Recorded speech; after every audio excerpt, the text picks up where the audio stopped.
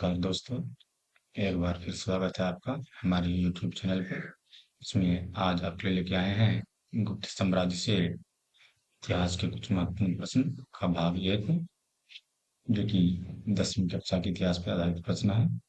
ये प्रश्न जो हैं banking, SSC, railway, Bihar police और आर्मी एग्जाम के लिए इम्पोर्टेंट है। आइए चलते हैं आज की पहला प्रश्न की ओर। आज का पहला 12 प्रश्न है, गुप्त साम्राज्य का संस्थापक किसे माना जाता है? तो गुप्त साम्राज्य का संस्थापक था श्रीगुप्त। Option number D. कौन था? श्रीगुप्त था। Option number D. ध्यान रखेंगे, जिन प्रश्नों के आंसर आपको पहले से पता हो उसे आप कमेंट में करेंगे, और जिन प्रश्नों के आंसर आपको पता नहीं है उसे आप नोट कर लेंगे। चलिए चलते हैं दूसरा प्रश्न की ओर। दूसरा प्रश्न है, गुप्त किसके संबंध थे? तो जो थे वो कुषाणों के संबंध थे। किसके थे? कुषाणों के संबंध। Option number B. ठीक है? अगला प्रश्न चलते हैं। अगला प्रश्न हमारा है, गुप्त वंश ने किस अवधि में शासन किया? देखिए, सारे प्रश्न जो हैं वो पिछले वर्ष पूछे गए समूह के हैं। ये देखिए, एसएससी में पूछा गया प्रश्न है।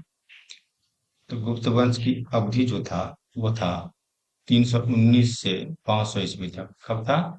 319 से 500 ईस्वी। ठीक है? ऐसे प्रश्न अक्सर पूछे जाते हैं, तो आप हमेशा ध्यान में रखेंगे। अगला प्रश्न हमारा है, महरौली में जंग रहित लौह स्तंभ किसने स्थापित किया? देखिए, ये भी एसएससी में पूछा गया प्रश्न है 12 में। तो महरौली में जंग रहित जो था वो गुप्त ने ही किया। ठीक है? अगला प्रश्न हमारा है, निम्न में से किनके सिक्के संगीत के प्रति उसका प्रेम दर्शाते थे? संगीत के प्रति प्रेम दर्शाते थे गुप्त के सिक्के। किसके? गुप्त। Option number C. ठीक है? अगला प्रश्न हमारा है, गुप्त में गुप्त काल में किस धातु के सर्वाधिक सिक्के जारी किए गए थे? ये क्वेश्चन अक्सर पूछे जाते हैं। इसमें बहुत सारा पूछा हुआ था, इसलिए ध्यान नहीं दिए। इसमें लिखे नहीं, तो ये अक्सर पूछे जाने वाले प्रश्न है ऑल टाइम। तो गुप्त काल में सर्वाधिक सोना का सिक्का बना था। ठीक है? तो गुप्त काल में सर्वाधिक सोने के सिक्के जारी किए गए, जिसे आप ध्यान में रखेंगे। ये प्रश्न अक्सर पूछे जाते हैं। ठीक है? अगला प्रश्न हमारा है, किसके शासनकाल के दौरान अजंता की गुफाएं निर्मित की गई है? अजंता की गुफाएं भी गुप्त शासनकाल में ही बना हुआ था। ठीक है? अगला प्रश्न चलते हैं। अगला प्रश्न हमारा है, गुप्त संवत की स्थापना किसने की थी? गुप्त संवत की स्थापना किया था चंद्रगुप्त प्रथम ने। किसने किया था? चंद्रगुप्त प्रथम ने किया था। ठीक है? अगला प्रश्न चलते हैं। अगला प्रश्न हमारा है, इतिहासकार सीवी स्मिथ ने किसकी विजयों से प्रभावित होकर भारत का नेपोलियन कहकर पुकारा था? ध्यान देंगे, वी ए स्मिथ ने पुकारा था क्या? भारत का नेपोलियन। किसको पुकारा था? समुद्र। भारत का नेपोलियन किसको कहा जाता है? समुद्रगुप्त को कहा जाता है। ठीक है? अगला प्रश्न चलते हैं। अगला प्रश्न हमारा है, इलाहाबाद स्तंभ अभिलेख प्रयाग प्रशस्ति निम्नलिखित में से किस एक से संबंध है? इलाहाबाद अभिलेख जो है वह है समुद्रगुप्त से संबंधित है। Option number D. ठीक है? अगला प्रश्न चलते हैं। ये देखिए, प्रश्न आईएएस प्री में पूछा गया है। अगला प्रश्न चलते हैं। अगला प्रश्न हमारा है, समुद्रगुप्त के प्रयाग प्रशस्ति में कौशल के शासक का क्या नाम था? कौशल के शासक का नाम क्या था? शासक का नाम था महेंद्र। क्या नाम था? महेंद्र। ठीक है? अगला प्रश्न देखते हैं। अगला प्रश्न हमारा है, समुद्रगुप्त के प्रयाग प्रशस्ति स्तंभ पर निम्नलिखित में से किसका लेख मिलता है? प्रयाग प्रशस्ति स्तंभ पर। ठीक है? ऐसे स्तंभ वाला क्वेश्चन देखिए अक्सर पूछे जाते हैं। इसका हो जाएगा जहांगीर का लेख मिलता है। किसका? जहांगीर का। Option number A. ठीक है? अगला प्रश्न चलते हैं। अगला प्रश्न हमारा है, निम्न उपाधियों में से कौन सी एक समुद्रगुप्त से संबंधित नहीं था?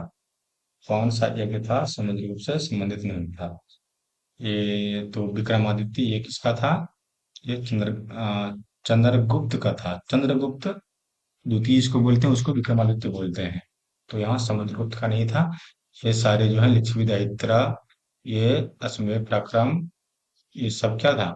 समुद्रगुप्त का उपाधियों का उपाधियों से संबंधित था। ठीक है, अगला प्रश्न चलते हैं। अगला प्रश्न हमारा है, इलाहाबाद स्तंभ अभिलेख किसने बनवाया था? इलाहाबाद, देखिए एसएससी 2015 में पूछा गया है। इलाहाबाद स्तंभ अभिलेख जो है वो हरिसेन ने बनवाया था। Harisena, option number D. अगला प्रश्न चलते हैं। अगला प्रश्न हमारा है, समुद्रगुप्त की सैनिक उपलब्धियों का वर्णन उसके किस अभिलेख में उपलब्ध है? सैनिक का सैनिक क्या बोल रहे हैं? सैनिक उपलब्धियों का वर्णन जो है उसका प्रयागराज के अभिलेख में उपलब्ध है। Option number D. ठीक है, अगला प्रश्न चलते हैं। अगला प्रश्न हमारा है, निम्न में से किस गुप्त राजा का एक अन्य नाम देवगुप्त था? से एक अन्य नाम देवगुप्त था, वो चंद्रगुप्त द्वितीय का था। क्या था? देवगुप्त भी एक अन्य नाम। ठीक है, अगला प्रश्न पे चलते हैं। देखिए ये सब प्रश्न भी यूपी पीसीएस में पूछा गया प्रश्न है। देखिए ऐसे क्वेश्चन जो है अक्सर पूछे जाते हैं, बारीकियों से क्वेश्चन को निकाल निकाल के बड़े बड़े एग्जाम में पूछे जाते हैं, तो उसे ध्यान में रखेंगे। अगला क्वेश्चन हमारा है, गुप्त राजा जिसने विक्रमादित्य की पदवी ग्रहण की थी। गुप्त राजा, अभी तुरंत ऊपर हम बताए थे, चंद्रगुप्त द्वितीय को भी गुप्त थी विक्रमादित्य कहते हैं। ठीक है, अगला प्रश्न हमारा है, महारौली के लौह स्तंभ में किस शासक का नाम है? देखिए ये एमपीपीसीएस में पूछा गया प्रश्न है, और रिपीटेड क्वेश्चन होते रहता है, लेकिन जो प्रिंट हो जाता है एक बार वही लिखा हुआ है।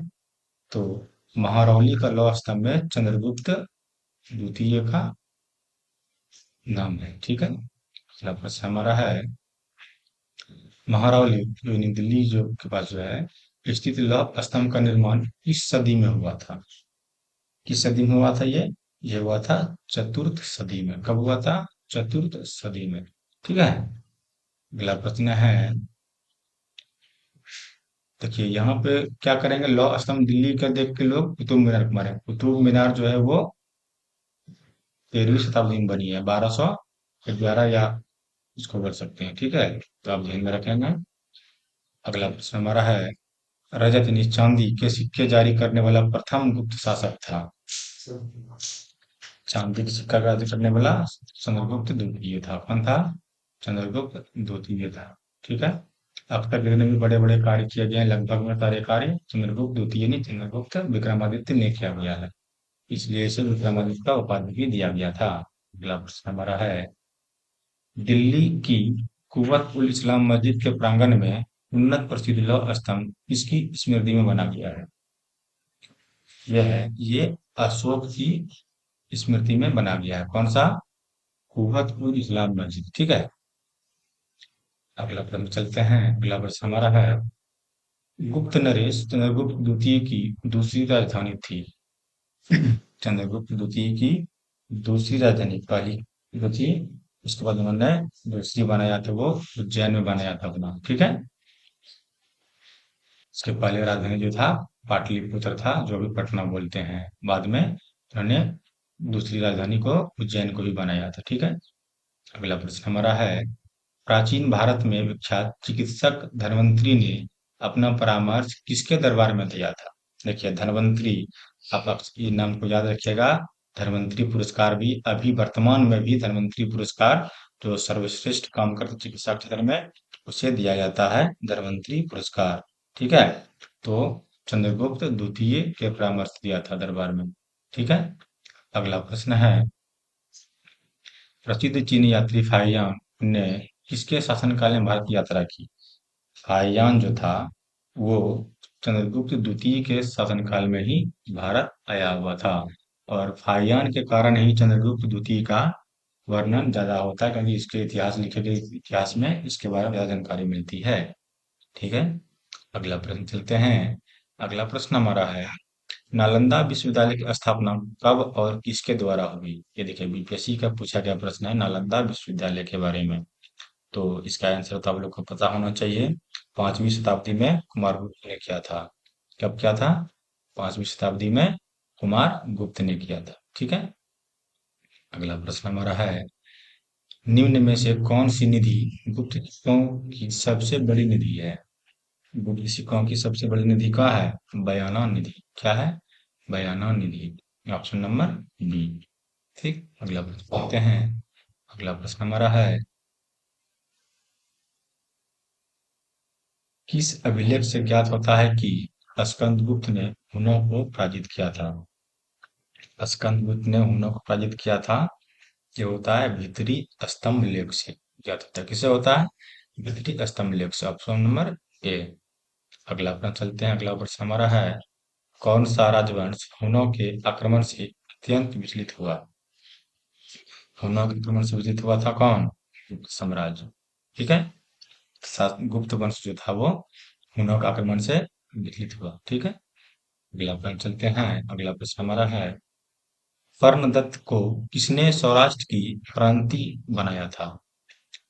प्रांतपति। ठीक है। कर्णदत्त को किसने सौराष्ट्र का प्रांतपति बनाया था? सौराष्ट्र का प्रांतपति किसने बनाया था? स्कंदगुप्त ने। किसने बनाया था? स्कंदगुप्त ने। Option number B. अगला प्रश्न हमारा है, टोरमान किस जातीय दल का था? देखिए ये आईएएस में पूछा गया प्रश्न है।